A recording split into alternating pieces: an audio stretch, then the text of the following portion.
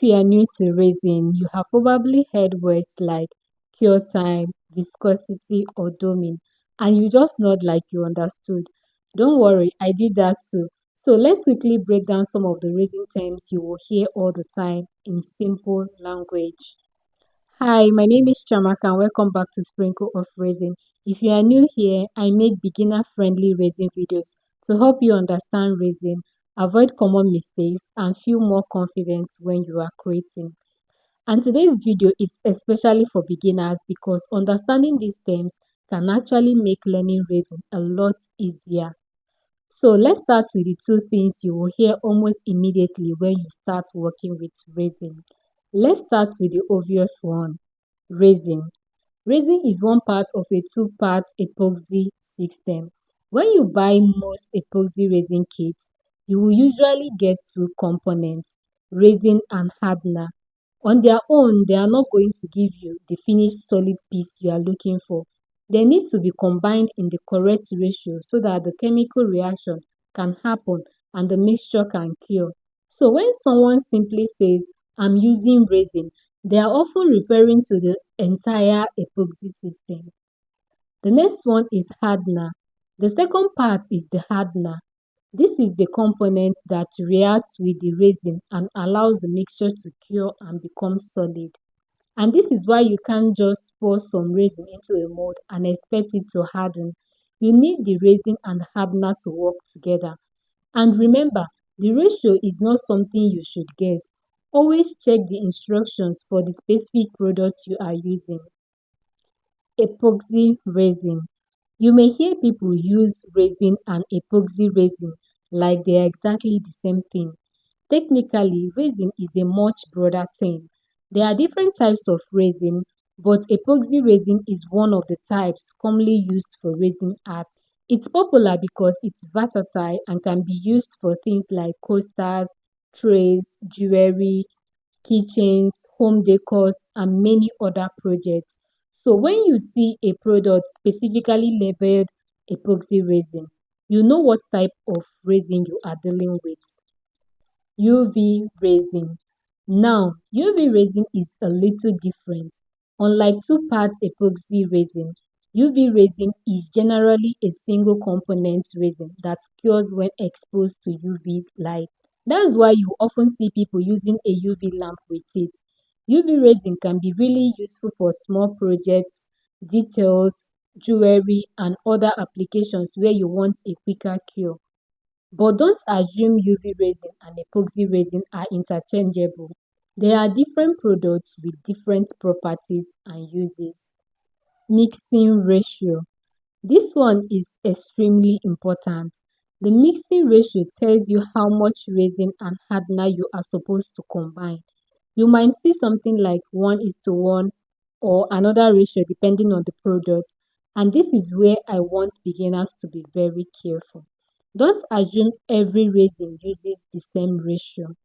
Don't look at another artist using one brand and copy their measurements with a completely different product. Check your manufacturer's instructions because getting the ratio wrong can lead to problems while curing. Working time. Working time, sometimes called pot life, is basically the amount of time you have to work with your mixed resin before it becomes too thick or starts setting. So imagine you have mixed your resin and you are ready to add colors and pour it. You don't have unlimited time. Eventually, the resin starts changing. It may become thicker, warmer, or more difficult to work with. That's why preparation matters. Have your molds, pigments, tools, and workspace ready before you start mixing. Cure time. Now we have cure time. This is the amount of time the resin needs to harden, and this is different from working time. Working time is how long you can comfortably work with the mixed resin. Cure time is how long it takes for the resin to harden. And depending on the product, the environment, and the thickness of your project, curing can take quite a while. So if your resin is not ready after a few hours, don't immediately assume something went wrong. Check the product instructions first. Viscosity. This word sounds complicated, but it's actually pretty simple. Viscosity describes how thick or thin your liquid is. Think about water compared with honey. Water flows very easily, while honey is much thicker. So when someone says a resin has low viscosity, they are talking about a thinner resin that flows more easily. A high viscosity resin is thicker. Understanding viscosity can help you choose the right resin for the kind of project you are making. Pigment. A pigment is something you add to resin to give it color. There are different types of pigments you can use depending on the effect you are trying to create. But here is something important. More pigment does not automatically mean better color. Adding too much of certain colorants can interfere with curing. So always check the recommendations for the resin you are using. Silicone mold. A silicone mold is the mold you pour your resin into to create a particular shape. You will find silicone molds for almost everything: coasters, trays, kitchens, letters, flowers, home decors, and so much more. One thing beginners should remember is that not all molds are equal. The quality, thickness, flexibility, and finish of the mold can affect your final result. Demolding. This one is exactly what it sounds like. Demolding means removing your cured resin piece from the mold.